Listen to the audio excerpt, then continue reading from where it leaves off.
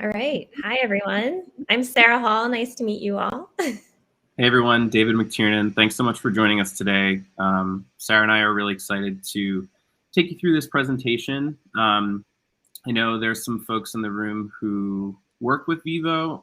There's also probably a number of you who don't or maybe have in the past. So we're gearing this presentation hopefully to all of the above, and we'll go through some sort of just basic Vevo 101, how we work with artists and labels, how we market music videos, and some of this we'll get into best practices, how you can work more closely with us, as well as some of the opportunities that our label partners have access to by delivering content through Vevo. So I know that there is a chat. We will try and maybe hold off on most of the questions till the end. We should have a few minutes at the end of the presentation to address any of those questions. But we're excited to dig in. So thanks for joining us today. So here is just a little bit about what we'll go through today. So again, we'll talk about sort of a 101 on Vevo, pretty high level about what we do and how we work with artists and how we support music video content. We'll talk about YouTube's current state analysis, basically some studies that we've done and some analysis of the trends that we're seeing in the YouTube environment. We'll talk about viewer engagement and how viewers are discovering and engaging with content on various platforms. Artists as content creators, so artists who are doing a really good job at maximizing their music video marketing strategies. And then we'll close with a little bit around our connected TV network and what our footprint basically looks like off of YouTube and why there are important opportunities to keep track of there as well. So getting started, here's a Vevo 101 for you. So here's the Vevo mission. It's to maximize the promotional and commercial value of music videos. So essentially, how do we generate as much traffic as well as many, as much revenue as we can for all the content that's delivered through our network. So really maximizing both of these things for all the artists and labels that we work with. So everything that's part of this presentation today, everything we'll talk about really ties back to one or ideally both of these goals. So high level, who are we? Some people really might not know all the different things that we do, so wanted to really just kind of take you through. Again, revenue and exposure, you see there at the top. This is part of our mission, really making sure that we're maximizing the revenue for every asset through premium advertising, as well as obviously increasing the exposure of all the videos in our network, and really trying to shine a light on artists of all levels from your emerging through your superstar talent. Sarah's team, our growth and optimization specialists, we're keenly really focused on this. How do we really help every artist and every label that works with us get the most out of every video and every channel? We're doing a lot of experimentation, a lot of education in this space, and this is something that we're really focused on. I've already said it a couple times, but supporting emerging talent, something that we're super passionate about, and creating relationships with artists very early. And we support artists editorially as well as through our original content opportunities. Promoting music videos, obviously very important and a key part of this presentation. On YouTube and off, we have a number of promotional levers that we can pull across our YouTube network, where we do close to 1 billion views a day, as well as our off YouTube platform, which we'll close the presentation talking about in the connected TV space. And then original content creation is a huge part of what we do. Basically, we're a full production house. We produce between probably 500 and 700 pieces of content every year. Why is this important for the context of this presentation? It's really important to keep all of your channels really active and healthy. And so the content that we're producing with your artist can really help keep those fans engaged, maybe in between when you have official content that's rolling out. So just wanted to quickly take you through an overview of my team as well as Sarah's team. So I oversee the artist and label team at Vevo, as well as our digital marketing team. And here's just a little bit about what we do. But basically, my team is the front line for the artist and label community. So we are working with labels on a day-to-day basis to make sure that content is getting delivered through our system, that we're supporting it editorially, and that we're aware of new artists and established artists that we can book for original content opportunities. Also relaying all this information to our talent booking team, our sales team, editorial teams, Sarah's team, to make sure that we're supporting everyone through best practices and really being an important partner in all these different areas. And I lead Vevo's growth strategy and optimization team. We're a relatively new team at Vevo. We were brought in-house towards the end of 2019, and we focus on the growth and optimization of all the video content that's within Vevo's network. So we're also working on analyzing and communicating trends around music video consumption to our label partners and internally at Vevo. We have a few core functions. The first is advising label partners on video release strategies and how to grow their incremental audiences. We conduct experiments around video best practices and current trends. We educate label partners around the current trends and fluctuations that we see with music video performance. And lastly, we optimize videos and channels to ensure that they are up to current best practices. So just a couple more slides here about Vevo sort of 101 and maybe making it clear why we want to partner with you guys really closely. Again, everything we're presenting today is generally around just sort of best practices when it comes to music videos and marketing. We want to arm everyone here in the room with the info to make informed decisions about how to market your artist really effectively. But we also we'd love to work in tandem with you as a resource and experts in this space. So just wanted to take a minute to sort of outline all the benefits of what we can offer if you decide to work with us with your artists. We have an in-house direct sales team, so every video in our network is only getting premium ads that are running against it. This generates significantly higher revenue for all the artists and labels that we work with. CTV distribution, I've already talked about this a little bit, and again, there'll be a heavy part at the end about this, but there are dozens of endpoints off of YouTube, and this is a really, really quickly growing audience with very, very high engagement. So those are all sort of added eyeballs basically for all the content that you're delivering. And we have a number of protections put in place as well on music videos so that we can make sure that all content is monetized properly. YouTube frequently demonetizes content that may not be brand safe. Oftentimes that's done really in error, and we appeal automatically across the board anytime that happens. And we often are able to get that overturned and recover really millions of dollars in revenue. And we can also make sure that no conflicting brands can run against your artist content, whether it's from a brand relationship standpoint or if they have a particular moral or ethical issue with a certain brand or type of advertising.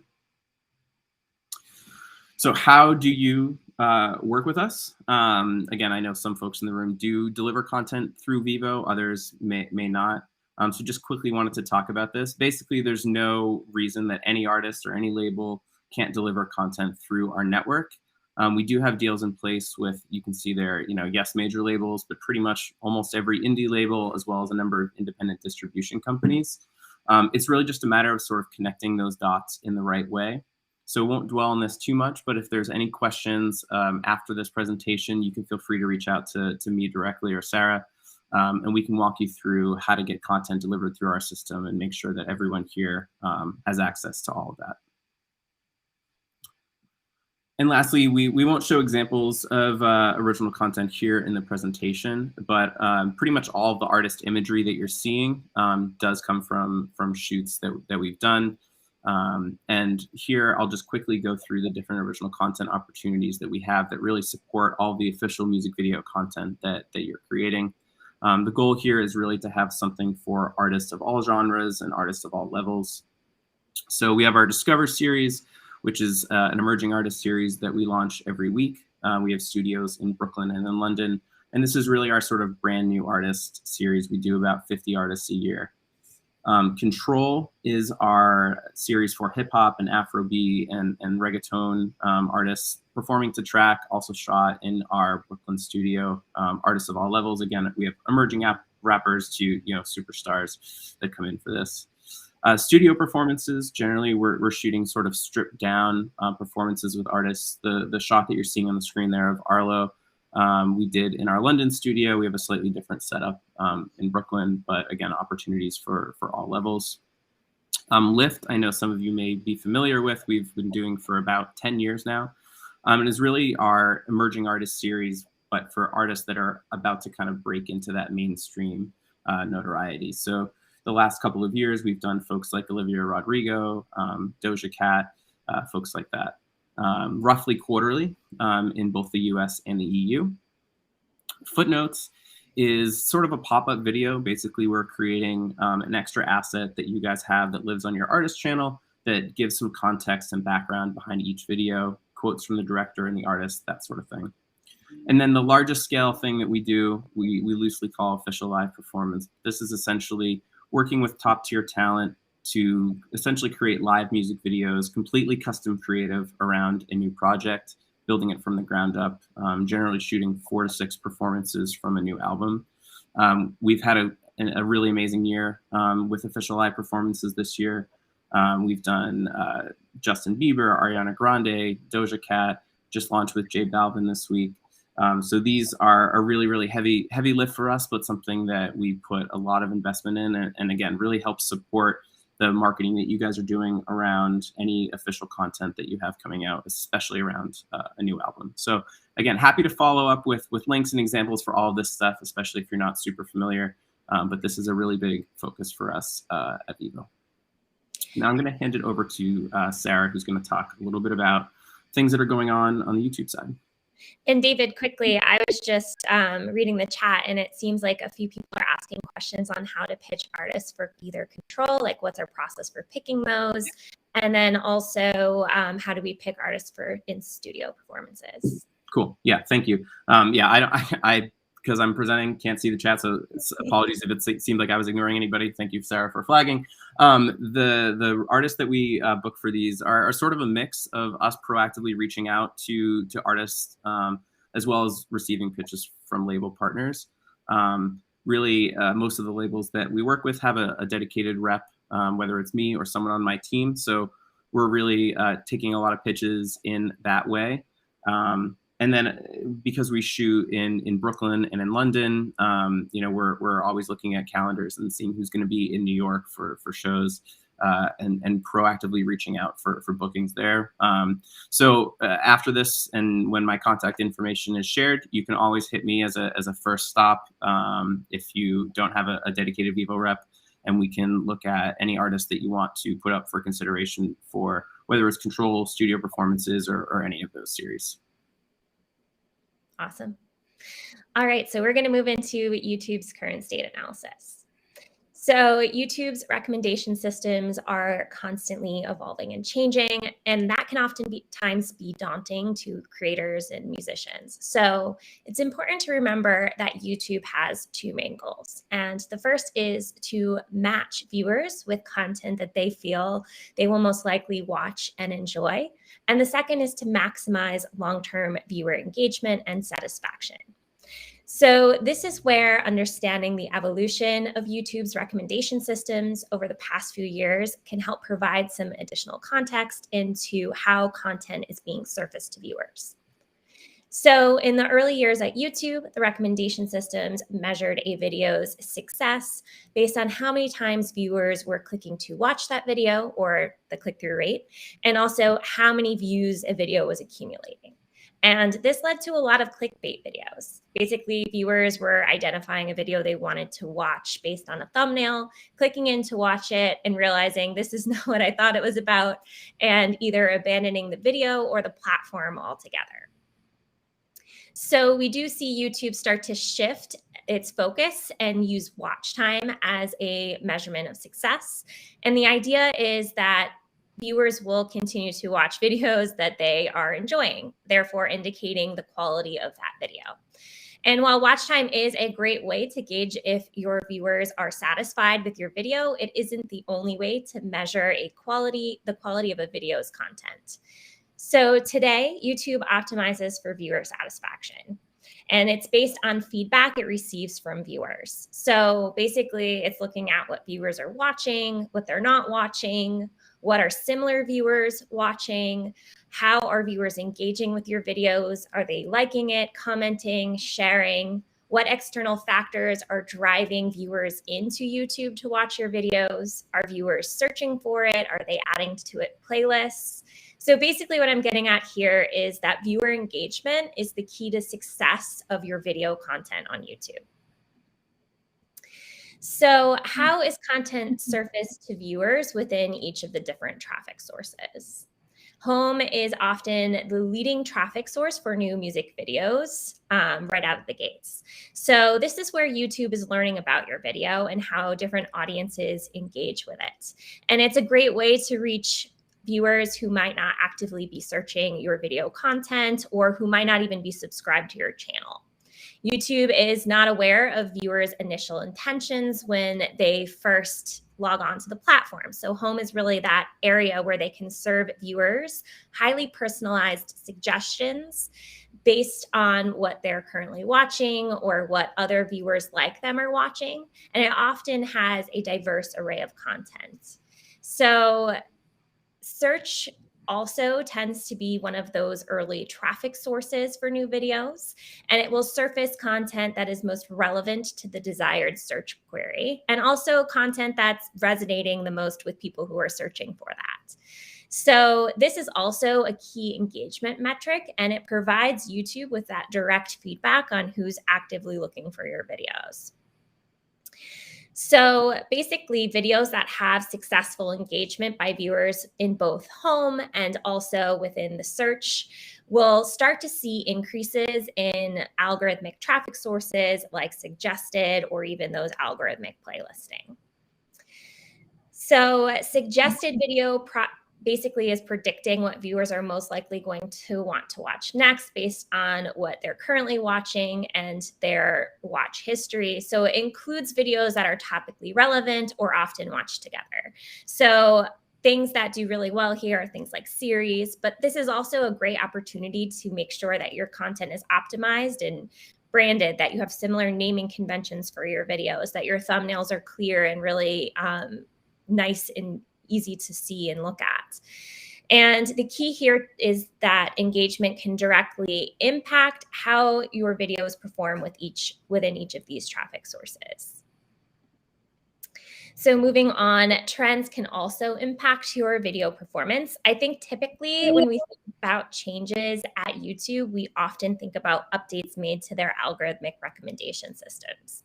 They run at least 100 experiments each year, so this is definitely a reason why we do see shifts in trends, but it's not the only reason why they occur. Another big factor that can impact YouTube trends, as we've been mentioning, is human behavior. So that can be, like I said, anything from how viewers are engaging with your videos to what's going on in the world. So as you all know, hopefully we're in this emerging out of this global pandemic that we're in soon.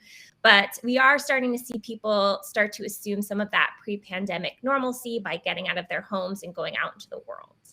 Product updates also have an impact on YouTube trends, and these types of updates have the ability to change how viewers are finding and engaging with your music videos within each viewing experience. And lastly, there is an abundance of competition on YouTube that reaches far beyond the music industry and continues to grow each year as content creation becomes the new norm. YouTube wants to create that personalized experience for each individual viewer, and it's doing that by showing them that diverse array of content across their many verticals. So a lot of the shifts that we see at YouTube are a result of all of these factors. So we also see unique consumption trends by device type. So viewers are interacting with music video content differently within each viewing experience that each device type has to offer. So mobile has been the leading traffic source for music video content for some time now, but we are starting to see growth from this device type begin to slow. It's important to remember that there is a lot of competition on mobile devices as well. So not just within YouTube and their platform and all of their different verticals, but also across other apps like TikTok and Instagram and Facebook and Twitter. So we start to see YouTube's suggested feed on mobile become more representative of what you might see on a social media feed like Instagram. And basically, the recommendations within suggested are starting to serve up a variety of options, and that can be everything from YouTube's new product shorts to community tab posts, editorial playlists, and more. With TVs, this is another leading source of music video consumption, but we have to remember that viewers are looking for a more leaned back experience when they're engaging with music videos on their TVs.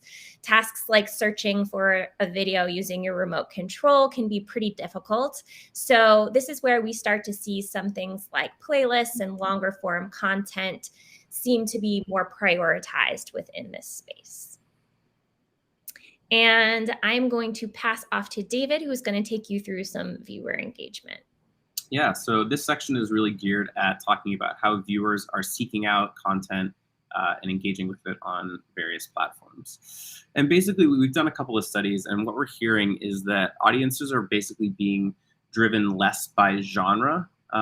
They're more agnostic of genre. And so again, the platforms in which they are discovering content can really dictate how they're engaging with that content. So you can see here in the study that we did, it was about 3,000 consumers. Over 60% of fans said that they're interested in finding older music that they hadn't heard before.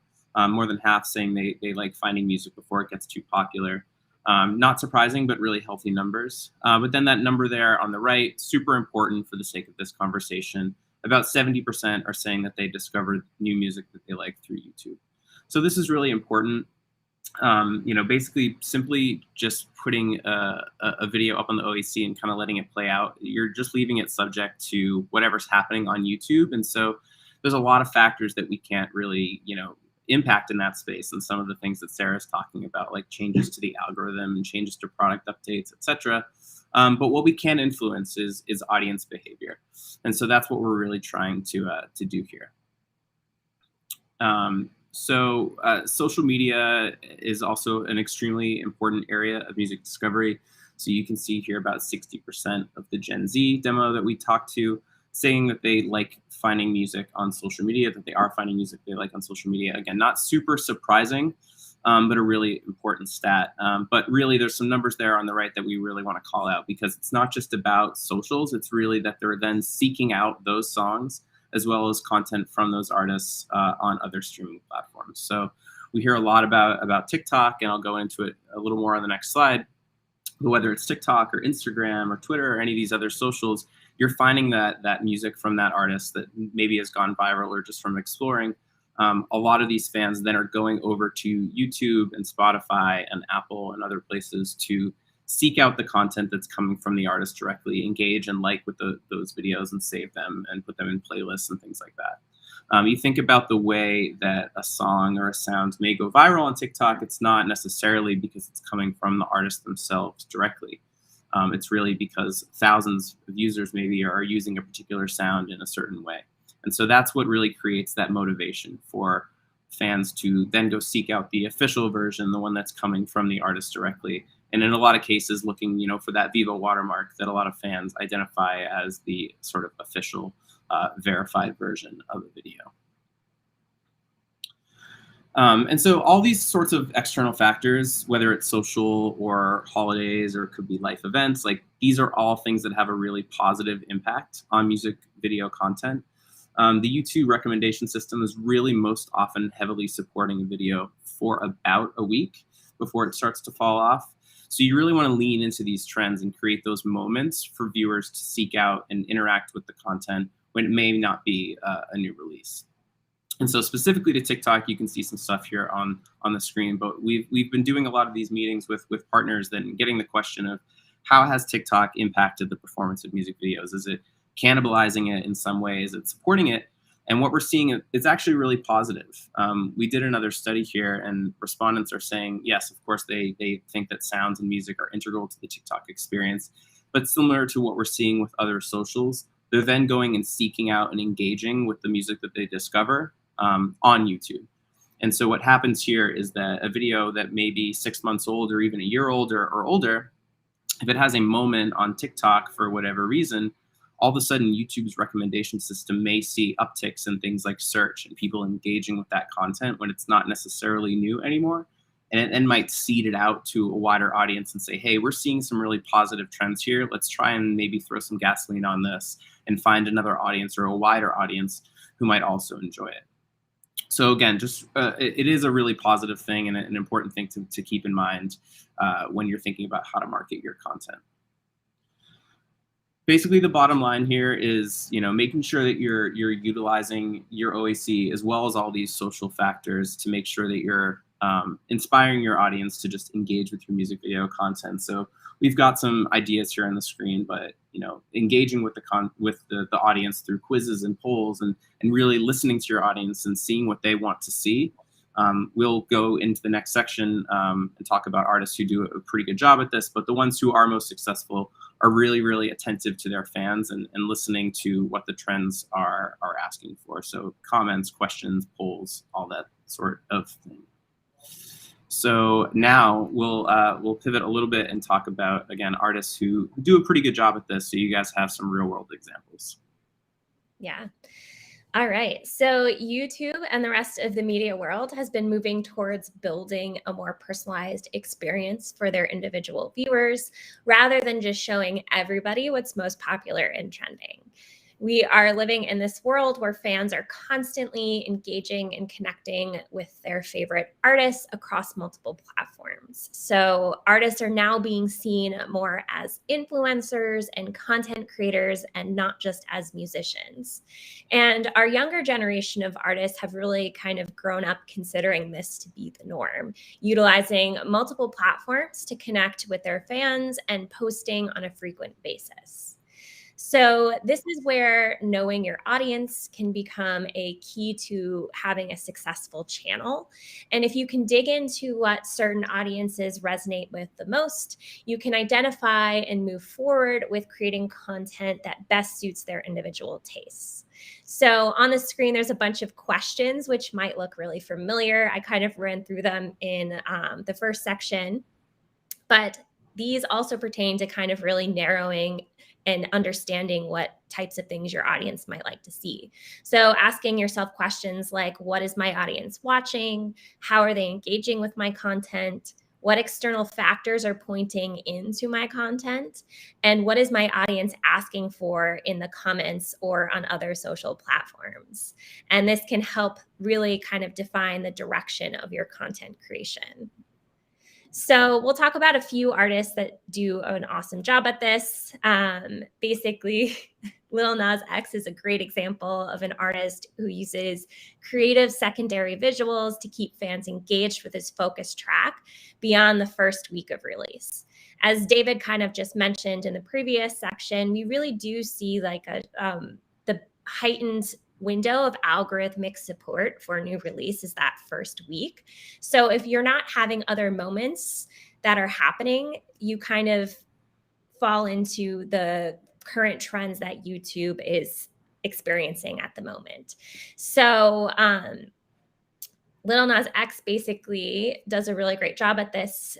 We took a look at the unique viewers for the official video for Montero versus his version of Montero called Mouth Sounds. And we found that 80% of the viewers who watched Mouth Sounds also watched the official video.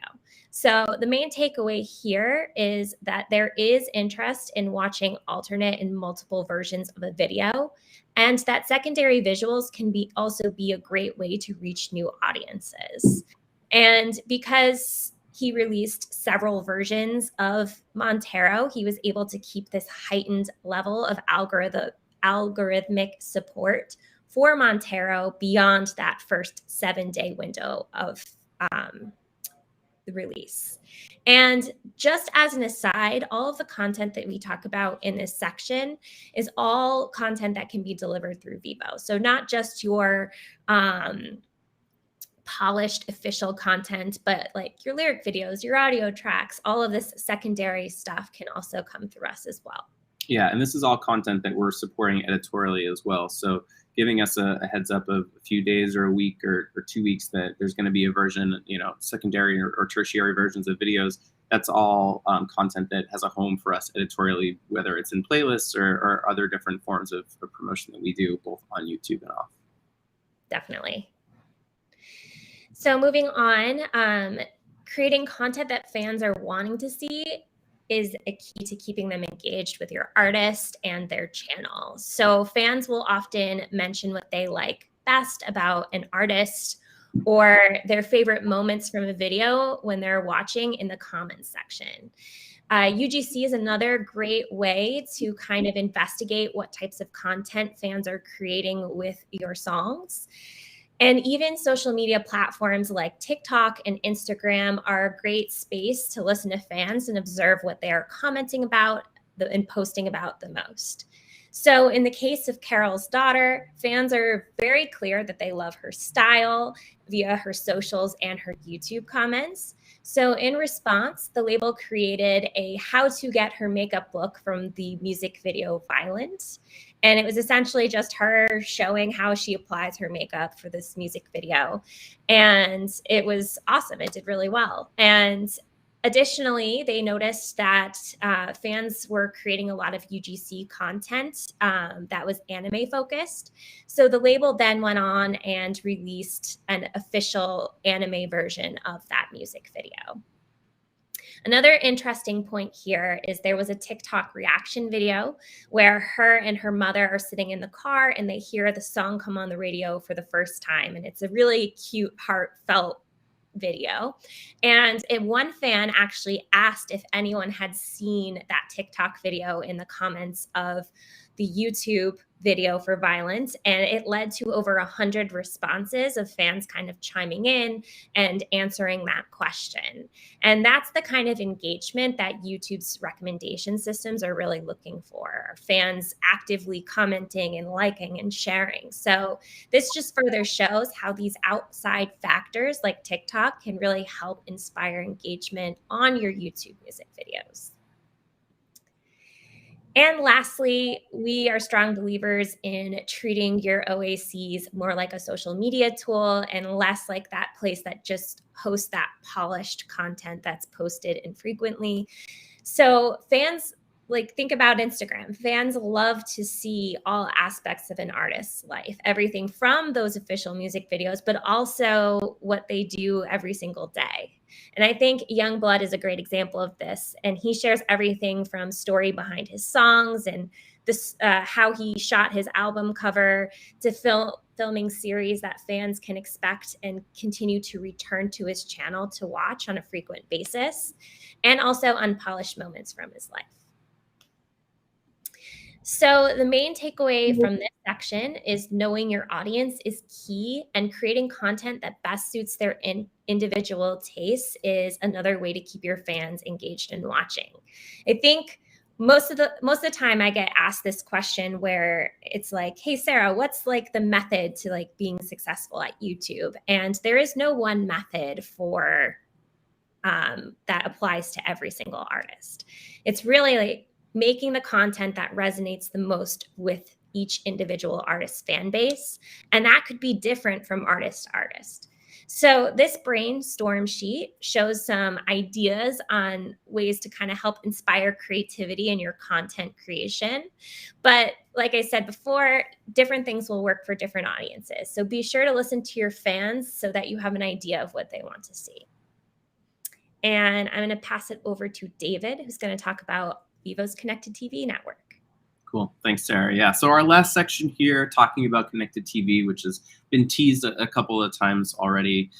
Again, why we're talking about this is the TV space is really the fastest growing area of music video consumption. Again, we do most of our traffic still through mobile and desktop, but as those platforms are maturing, we're not really seeing growth there. Whereas the engagement and growth that we're seeing in the TV space is pretty staggering. Both from a revenue standpoint and engagement and audience standpoint. So this is a really, really key area to be thinking about when you're thinking about marketing music videos. So two main categories of connected TV are VOD, or video on demand, and linear. So VOD is really, this is what requires that active participation from the audience. So they're seeking out specific videos or playlists or artists and searching for them. Linear, thinking more what historically, MTV or BET or VH1 were. This is the laid back viewing. And this is, again, more like those traditional channels. There's pre-programmed formats that we're programming either by genre or territory.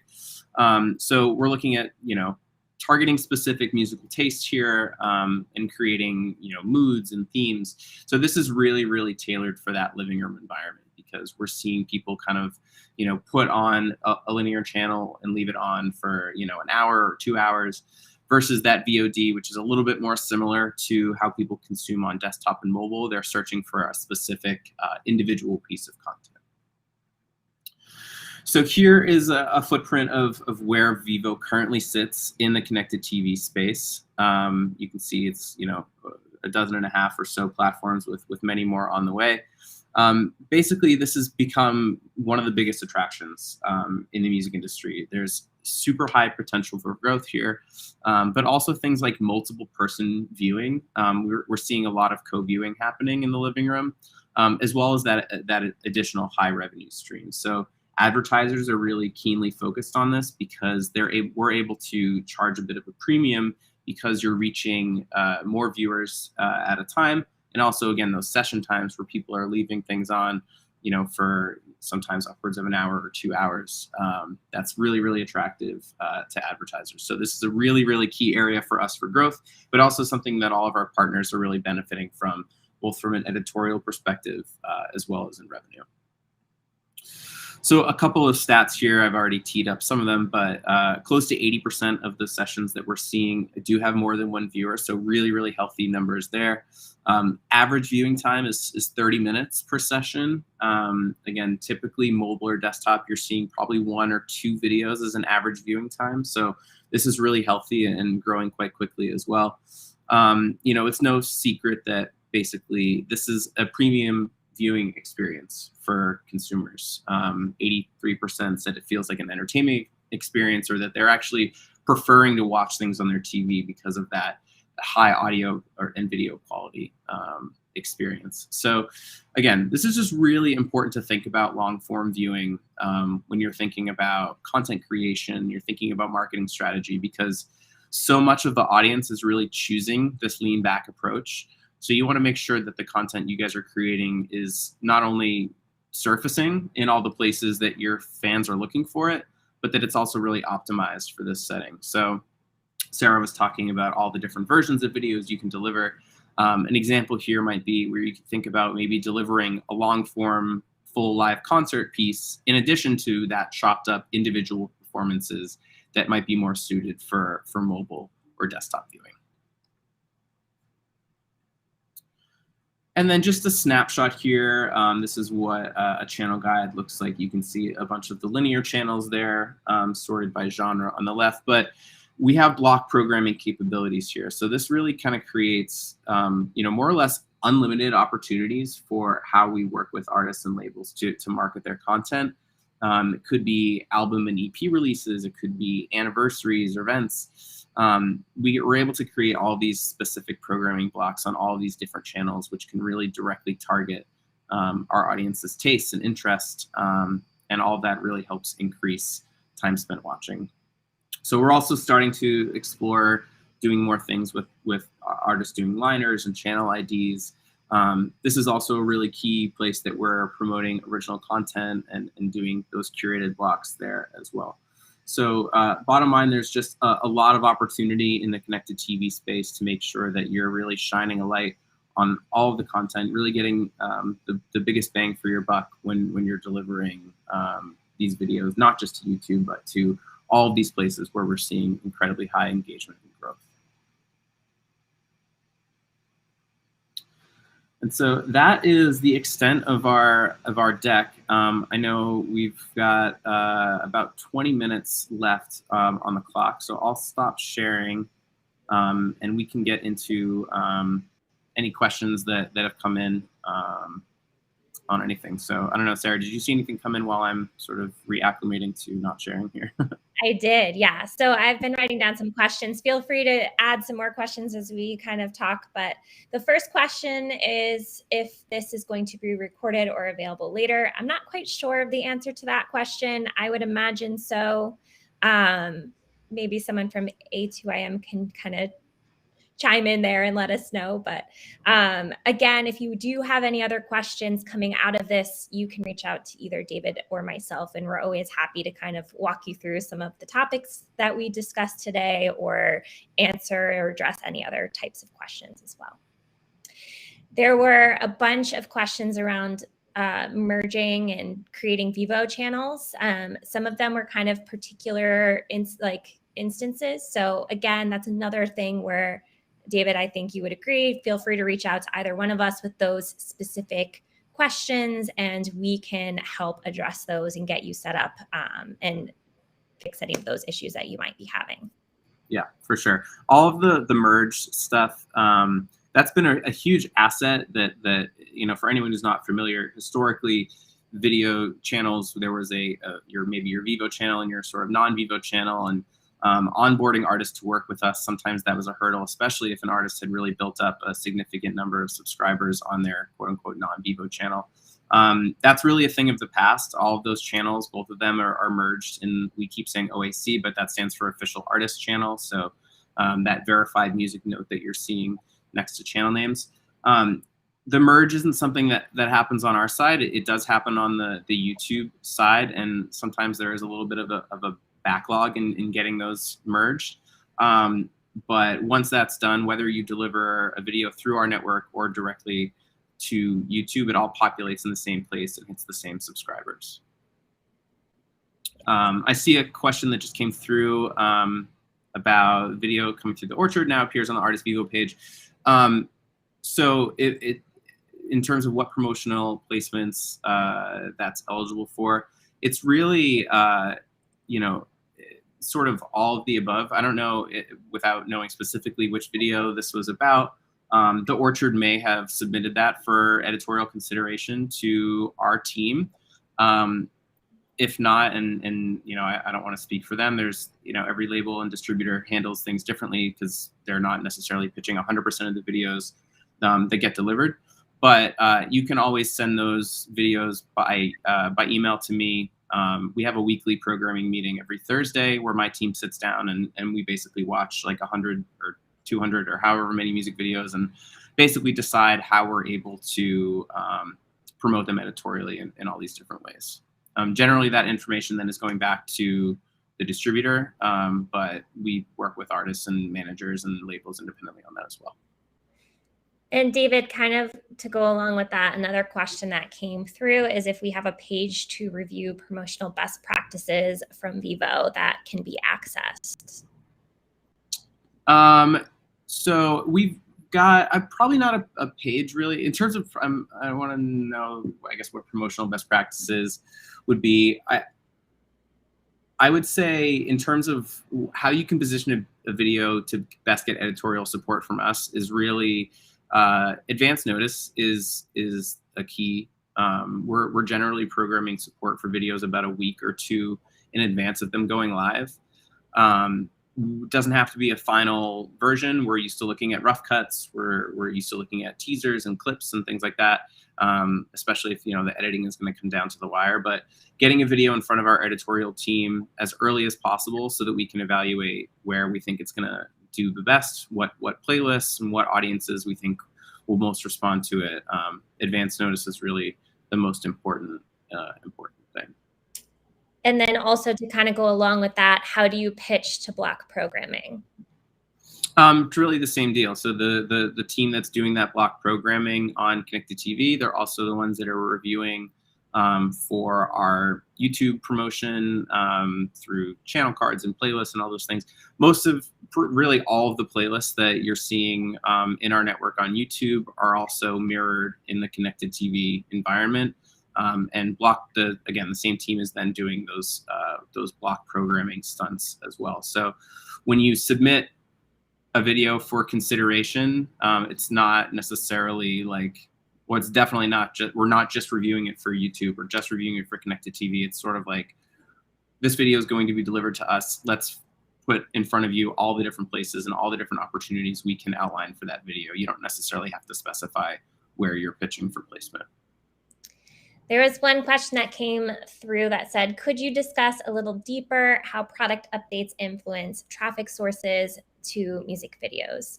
And so basically product updates, when we talk about that, is a lot to do with how music videos are showing within all the traffic sources, but also by device type. As we kind of mentioned before, we're starting to see some unique shifts by device type. So these product updates are optimizing for each of those different viewing experiences. So as I mentioned with TV, for example, showing like the suggested recommendations is probably not one of the better ways to kind of keep people engaged within that space, because that involves a lot of work with your remote control.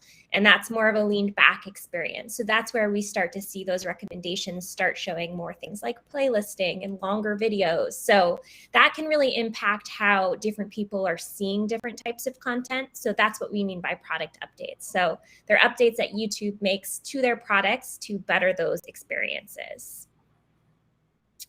The next question is there a way for alternative versions to be recommended in the Watch Next? Am I breaking up? No, you're good, I think. Okay, my computer's doing some weird updates in the background, so I feel like it's freezing.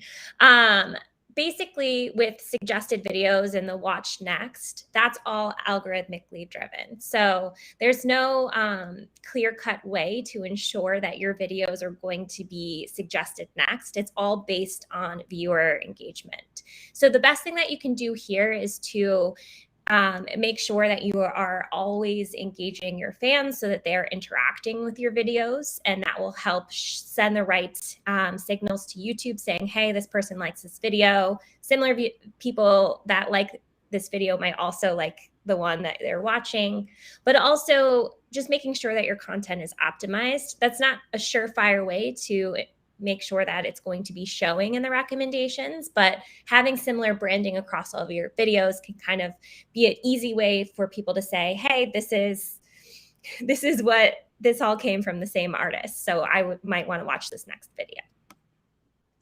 Another question we got is, hi, and thank you for the information. How does advertising a music video such as TrueView in-stream ads impact YouTube's algorithms? So keep in mind that when we use TrueView and we are showing the actual music video as the TrueView ad, that kind of takes out a lot of the key engagement metrics that can be happening around a music video, especially during that new release window. So when you watch a video via TrueView, you can't like it, you can't comment on it, you can't share it. You have to actually click into the watch page to do those. And we found that the likelihood that people are going to do both of those actions, like watch the video and then click into the watch page to then like a video, can be a very challenging ask to have viewers to do. They don't tend to do that. So it can slightly interfere with those key engagement metrics that YouTube's recommendation systems are looking for in the beginning of a video's lifetime to kind of understand what the audiences would like. So it's not my favorite form of kind of engaging an audience. I think that asking people questions and utilizing cross-promotional across all of your different social media type platforms is a better way of driving people into your music videos than using TrueView, but you got to do what's best for you. So that's my recommendation. Let's see. David, have you seen any other ones coming in?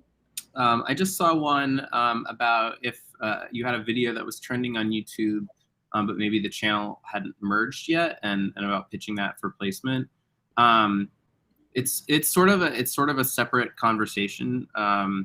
Basically, we're not necessarily promoting content that wasn't delivered through our system. So if you're uploading something to YouTube directly, whether that's because the channel wasn't merged or for any other reason, generally that's not something that we're supporting editorially. It's not necessarily a hard and fast rule, but primarily the stuff that we're promoting through playlists and clock programming and all of this stuff is stuff that's fully delivered through the Vevo system for YouTube. There is an opportunity to deliver content to us just for connected TV. It's not our first choice. Again, we'd love to have that content delivered through us for YouTube as well.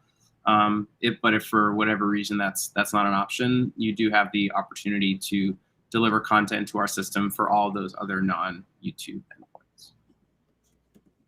Awesome. I saw in the chat A2IM just chimed in and said this presentation is going to be recorded and will be available afterwards for those of you that have asked. I think another question that came through is, can you post alternative videos using the same content ID? So I think the answer is no. I think each individual video gets its own ID. You can have the same ISRC, but I think when it comes to like, I think what you mean is like the video ID, it would all be different depending on how many different pieces of content you upload. So I think the answer there is no. Let's see.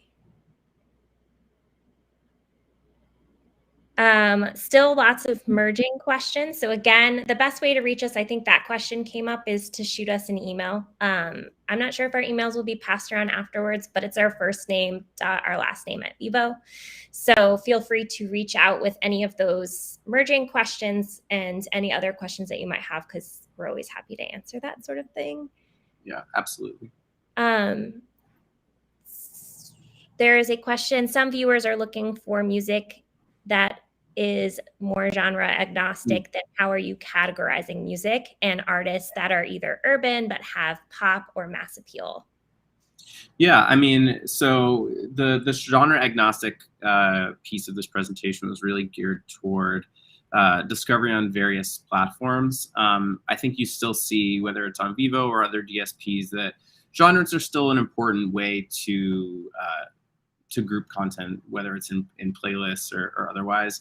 And we do see that, you know, yes, you can be a fan of you know, quote unquote urban music and pop music and alternative and country and all these other things. You're not specific to just one. But we do tend to see, you know, there's overlapping traffic between artists that kind of fall within a quote similar genre umbrella. So that's still generally how we're still programming most of our playlists, whether it's something like our hot new hip hop or brand new pop playlists. But, you know, brand new pop might include anything that has that sort of mass appeal, something that's a, you know, a crossover single or something like that, that's starting to get that more mainstream look that's outside of that, that particular genre. But of the tens of thousands of channels in our network, we have grouped them by kind of genre and subgenre, at least on our back end, so that we're able to promote batches of videos against a group of channels that we think that audience will most respond to based on kind of similarity of sound or audience. There's a question that says, is there a better form of advertising for more engagement than TrueView ads? I think that there are some different ways in which we can use TrueView ads. For example, instead of using the actual music video asset, you can create a short clip of the video with clear call to actions like click here to watch. Those types of things can help drive people to the actual watch page. And then in that case, you'll be able to have things like monetized views, those key engagement metrics. And I think also, yeah, that would be what I would recommend. So it's not don't use TrueView, right? It's just use TrueView in a way where you're not using the actual music video asset and that you are putting clear call to actions. There was a question that works well if I targeted correctly. Yes, and also target to the correct audiences. That'll also help drive more engagement, right? So another question is, what's the profit sharing percentages when working with Vevo, and how music videos are categorized regarding intellectual property? Yeah, in terms of the profit sharing piece of that, that's going to probably depend on your deal with Vevo, and it's going to be different by potentially different labels or distributors. So that's something that we can take offline. If there's, if you are curious about the terms of a current deal with Vevo, we can look into that, or what a potential deal would look like if we were to sign a content license agreement with you. We can help answer some of those questions or connect you with our revenue team to talk about that. But I don't want to talk about that generally, because it could differ depending on the structure of your deal with us. Awesome. I think those are all the questions that have come through so far. Cool. Cool. Well, we can give it a minute just to see. Cool. All right. Well, I think we've got one more question that we've got 3 minutes left. So just one more TrueView question there, Sarah. Yeah, I mean, again, like when you run a TrueView ad using the actual music video asset, those are not monetized views. You can potentially interfere with those key engagement metrics. So in my opinion, I wouldn't do it. But that's, again, up to you. There's many reasons why people run TrueView, and it's not always just to like reach incremental audiences and that sort of thing. Sometimes it's for other reasons like playlisting, or for other DSPs, or to have that view number increase. So again, it's really up to you. But if I were to use TrueView for the sole purpose of adding incremental audiences, I wouldn't use the actual music video asset. I would create a different unlisted ad type and create call to actions and try to drive viewers that way. And yeah, I've seen a couple other questions come in just about, again, deals with Vevo. Feel free to reach out to me directly. I can help navigate those questions after the fact. All right. Okay. Well, I think we'll wrap up. Thanks again, everyone, for joining. Please do reach out to both Sarah and myself with any questions about this presentation, or if there's something not covered, or just about Vevo in general. You can always start with us, and we can either loop in other folks or direct you to the right person on our side. But hopefully this was really informative, and we're looking forward to working more closely with everybody. So thanks again for your time today. Thank you so much.